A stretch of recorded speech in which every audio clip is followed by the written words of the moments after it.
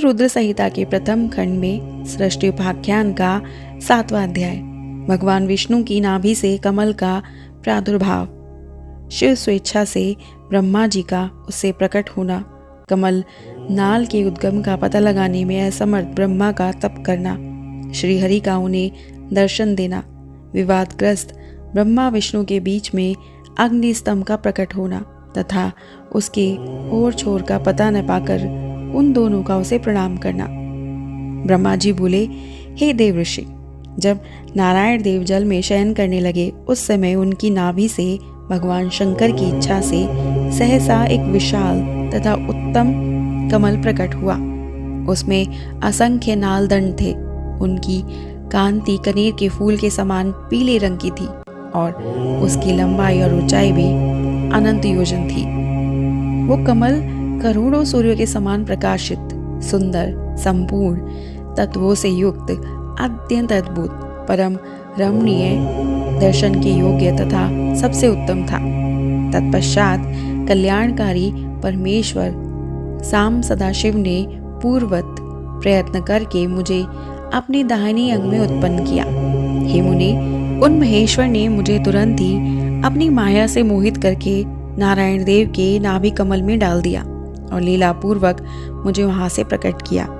इस प्रकार उस कमल से पुत्र के रूप में मुझे हिरण्य गर्भ का जन्म हुआ। मेरे 4 मुख हुए और शरीर की कांति लाल हुई। मेरे मस्तक त्रिपुंड की रेखा से अंकित थे। हे तात, भगवान शिव की माया से मोहित होने के कारण मेरी ज्ञान शक्ति इतनी दुर्बल हो रही थी कि मैंने उस कमल के अतिरिक्त दूसरे किसी को अपने शरीर का जनक या पिता नहीं जाना। मैं कौन हूँ, कहाँ से आया हूँ, मेरा कार्य क्या है, मैं किसका पुत्र होकर उत्पन्न हुआ हूँ और किसने इस समय मेरा निर्माण किया है। इस प्रकार संशय में पड़े हुए मेरे मन में ये विचार उत्पन्न हुआ, मैं किस लिए मोह में पड़ा हुआ हूँ। जिसने मुझे उत्पन्न किया है उसका पता लगाना तो बहुत सरल है। इस कमल पुष्प का जो पत्र युक्त नाल है उसका उद्गम स्थान इस जल के भीतर नीचे की ओर है। जिसने मुझे उत्पन्न किया है वह पुरुष ही वही होगा, इसमें संशय नहीं है। ऐसा निश्चय करके मैंने अपने को कमल से नीचे उतारा। हे मुनि, उस कमल की एक एक नाल में गया और सैकड़ों वर्षों तक वहां भ्रमण करता रहा। कहीं भी उस कमल के उद्गम का उत्तम स्थान मुझे नहीं मिला। तब पुनः संशय में पड़कर मैं उस कमल पुष्प पर जाने के लिए उत्सुक हुआ और हे मुनि, नाल के मार्ग से उस कमल पर चढ़ने लगा। इस तरह बहुत ऊपर जाने पर भी मैं उस कमल के कोश में न पा सका। उस दशा में मैं और मोहित हो उठा। मुझे नाल मार्ग से भ्रमण करते हुए पुनः सैकड़ों वर्ष व्यतीत हो गए, किंतु उसका पता न चल सका। तब मैं मोहित कर्तव्य विमूढ़ होकर एक क्षण वहीं रुक गया। हे मुनि, उस समय भगवान शिव की इच्छा से परम मंगलमयी तथा उत्तम आकाशवाणी प्रकट हुई जो मेरे मोह का विध्वंस करने वाली थी। उस वाणी ने कहा, तब तपस्या करो। उस आकाशवाणी को सुनकर मैंने अपने जन्मदाता पिता का दर्शन करने के लिए उस समय पुनः प्रयत्न पूर्वक 12 वर्षों तक घोर तपस्या की। तब मुझ पर अनुग्रह करने के लिए ही 4 भुजाओं और सुंदर नेत्रों से सुशोभित भगवान विष्णु वहां सहसा प्रकट हो गए। उन परम पुरुष ने अपने हाथों में शंख, चक्र, गदा और पद्य धारण कर रखे थे। उनके बारे में उनके सारे अंग सजल जलधर के समान श्याम कांति से सुशोभित थे।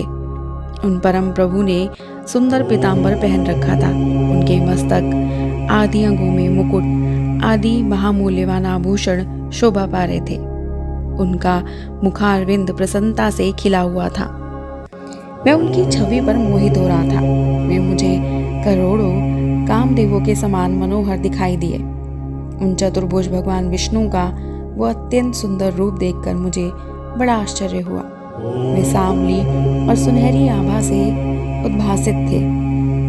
उस समय उन सत्स्वरूप सर्वात्मा महाबाहु नारायण देव को वहां उस रूप में अपने साथ देखकर मुझे बड़ा हर्ष हुआ। मैं उस समय प्रभु शंभू की लीला से मोहित हो रहा था, इसलिए मैं अपने उत्पन्न करने वाले को ना जानकर अति हर्षित होकर उनसे कहने लगा, ब्रह्मा जी बोले, मैंने उन सनातन पुरुष को हाथ से उठाकर कहा कि आप कौन हैं। उस समय हाथ के तीव्र तथा सुदृढ़ प्रहार से क्षण मात्र में ही वे जितेंद्रिय जाग करके शैया से उठकर बैठ गए। तदंतर अविकल रूप से निद्रा रहित होकर उन राजीव लोचन भगवान विष्णु ने मुझको वहां पर अव्यवस्थित देखा और हंसते हुए बार बार मधुर वाणी में कहने लगे। विष्णु जी बोले, आपका स्वागत है। हे महागुतिमान पितामह, आपका स्वागत है। निर्भय होकर रहिए, मैं आपकी सभी कामनाओं को पूर्ण करूंगा, इसमें संदेह नहीं है। हे देवर्षि, उनके मंद सहाय युक्त उस वचन को सुनकर रजोगुण के कारण शत्रुता मान बैठा देवश्रेष्ठ मैं उन जनार्दन भगवान विष्णु से कहने लगा। ब्रह्मा जी बोले, हे निष्पाप, समस्त संहार के कारणभूत मुझे आप हंसते हुए जो हे वत्स कह रहे हैं, वह तो वैसे ही लग रहा है जैसे कोई गुरु अपने शिष्य को हे वत्स कह रहा हो। मैं ही संसार का साक्षात्कर्ता, प्रकृति का प्रवर्तक, सनातन अजन्मा विष्णु ब्रह्मा, विष्णु को उत्पन्न करने वाला विश्वात्मा, विधाता, धाता और पुंडरीकाक्ष हूँ। आप अज्ञानवश मुझे हे वत्स ऐसा क्यों कह रहे हैं? इसका कारण शीघ्र बताइए। नियमतः वेद भी मुझे स्वयंभू, आज विभू, पितामह, स्वराज, सर्वोत्तम और परम श्रेष्ठी मानते हैं। ऐसे वचन को सुनकर लक्ष्मीपति भगवान हरि क्रुद्ध हो उठे और कहने लगे कि मैं जानता हूँ संसार आपको जगत का कर्ता मानता है। विष्णु जी बोले, आप संसार की सृष्टि करने और पालन करने के लिए मुझ अव्यय के अंग से अवतीर्ण हुए हैं। फिर भी आप मुझ जगन्नाथ नारायण पुरुष परमात्मा निर्विकार पुरहुत पुरदुष्ट विष्णु अच्युत ईशान संसार के उत्पत्ति स्थान रूप नारायण महाबाहु और सर्वव्यापक को भूल गए हैं। मेरे ही नाभि कमल से आप उत्पन्न हुए हैं, इसमें संदेह नहीं है। इस विषय में आपका अपराध भी नहीं है। आपके ऊपर तो मेरी माया है। हे चतुर्मुख, सुनिए, ये सत्य है कि मैं ही सभी देवों का ईश्वर हूँ। मैं ही करता, हरता और भरता हूँ। मेरे समान अन्य शक्तिशाली कोई देव नहीं है। हे पितामह, मैं ही परब्रह्मा तथा परम तत्व हूँ। मैं ही परम ज्योति और वो परमात्मा विभु हूँ। इस जगत में आज जो ये सब चराचर दिखाई दे रहा है और सुनाई पड़ रहा है, हे चतुर्मुख, ये जो कुछ भी है वह मुझ में व्याप्त है, ऐसा आप जान ले। मैंने ही सृष्टि के पहले जगत के 24 अव्यक्त तत्वों की रचना की है। उन्हीं तत्वों से प्राणियों के शरीर धारक अणुओं का निर्माण होता है और क्रोध, भय आदि षटगुणों की सृष्टि हुई है। मेरे प्रभाव और मेरी लीला से ही आपके अनेक अंग हैं। मैंने ही बुद्धि तत्व की सृष्टि की है और उसमें 3 प्रकार के अहंकार उत्पन्न किए हैं। तदंतर उससे रूप, रस, गंध, शब्द, स्पर्श, इन पंचतंत्राओं मन एवं चक्षु, जिह्वा, घ्राण, श्रोण तथा त्वचा, इन 5 ज्ञानेंद्रियों और वाक, पाणी, पाद, पायु, उपस्थ, इन 5 कामेंद्रियों, क्षिति, जल, पावक, गगन और वायु, इन 5 महाभूतों तथा अन्य सभी भौतिक पदार्थों की रचना लीला से ही की है। हे प्रजापति, हे ब्राह्मण, ऐसा जानकर आप मेरी शरण में आ जाइए। मैं सभी दुखों से आपकी रक्षा करूंगा, इसमें संशय नहीं है। ब्रह्मा जी बोले, विष्णु का ये वचन सुनकर मुझ ब्रह्मा को क्रोध आ गया और माया के वशीभूत हुआ मैं उनको डांटते हुए पूछने लगा कि आप कौन हैं और किस लिए इतना अधिक निरर्थक बोल रहे हैं। आप ना ईश्वर हैं ना पर ब्रह्मा है, आपका कोई कर्ता अवश्य है। महाप्रभु शंकर की माया से विमोहित मैं उन भगवान विष्णु के साथ भयंकर युद्ध करने लगा। उस प्रलयकालीन महा समुद्र के मध्य रजोगुण के कारण परस्पर बड़ी शत्रुता से हमारा और विष्णु का रोमांचकारी युद्ध होने लगा।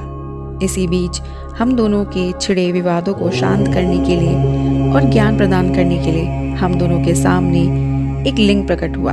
वो लिंग अग्नि की प्रचंड 1000 ज्वालाओं से भी अधिक ज्वाला समूह वाला, सैकड़ों कलाग्नियों के समान कांतिमान, क्षय एवं वृद्धि से रहित, आदि मध्य और अंत से विहीन था।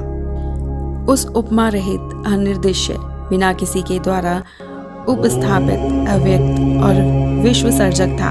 उस लिंग की सहस्त्र ज्वालाओं के समूह को देखने मात्र से ही भगवान विष्णु मोहित हो उठे। शिव की माया से मोहित मुझसे वे कहने लगे कि इस समय मुझसे तुम इतनी स्पर्धा कर रहे हो, हम दोनों के मध्य तो एक तीसरा भी आ गया है, इसलिए युद्ध रोक दिया जाए। हम दोनों इस अग्नि से उत्पन्न लिंग की परीक्षा करें कि ये कहाँ से प्रकट हुआ है। मैं इस अनुपम अग्नि स्तंभ के नीचे जाऊंगा और हे प्रजानाथ, आप इसकी परीक्षा करने के लिए वायु वेग से प्रयत्न पूर्वक शीघ्र ऊपर की ओर जाएं। ब्रह्मा जी बोले। तब ऐसा कहकर विश्वात्मा भगवान विष्णु ने वाराह का रूप धारण किया और हे मुनि, मैंने भी शीघ्र हंस का रूप बना लिया। उसी समय से लोग मुझे हंस हंस और विराट ऐसा कहने लगे। जो हंस हंस ये कहकर मेरे नाम का जप करता है वो हंस रूप ही हो जाता है। अत्यंत श्वेत अग्नि के समान चारों ओर से पंखों से युक्त तथा मन और वायु के वेग वाला होकर मैं ऊपर की ओर लिंग का पता लगाने चला गया। उसी समय विश्वात्मा नारायण ने भी अत्यंत श्वेत स्वरूप धारण किया। 10 योजन चौड़े, 100 योजन लंबे, मेरु पर्वत के समान शरीर वाले, श्वेत तथा अत्यंत तेज दाढ़ों से युक्त, प्रलयकालीन सूर्य के समान कांतिमान, दीर्घ नासिका से सुशोभित, भयंकर घुर की ध्वनि करने वाले, छोटे छोटे पैरों से युक्त, विचित्र अंगों वाले, विजय प्राप्त करने की इच्छा से परिपूर्ण, दृढ़ तथा अनुपम वराह का स्वरूप धारण करके वे भगवान विष्णु भी अत्यंत वेग से उसके नीचे की ओर गए। इस प्रकार रूप धारण कर भगवान विष्णु 1000 वर्ष तक नीचे की ओर ही चलते रहे।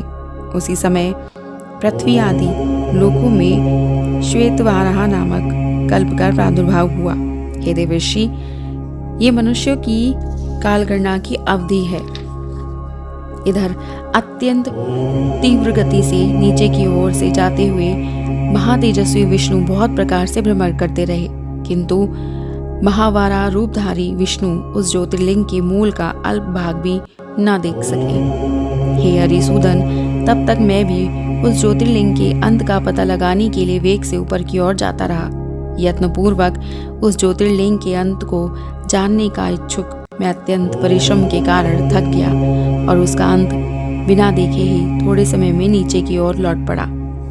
उसी प्रकार सर्वदेव स्वरूप महाकाय कमल लोचन भगवान विष्णु भी थकान के कारण ज्योतिर्लिंग का अंत देखे बिना ही ऊपर निकल आए। शिव की माया से विमोहित विष्णु आकार मेरे साथ ही भगवान शिव को बार बार प्रणाम करके व्याकुल चित्त से वहां खड़े रहे। पृष्ठ प्रदेश की ओर से, पार्श्वों की ओर और आगे की ओर से परमेश्वर शिव को मेरे साथ ही प्रणाम करके विष्णु भी सोचने लगे कि ये क्या है। वह तो अनिर्देश्य नाम तथा कर्म से रहित, अलिंग होते हुए भी लिंगता को प्राप्त और ध्यान मार्ग से अगम्य तथा।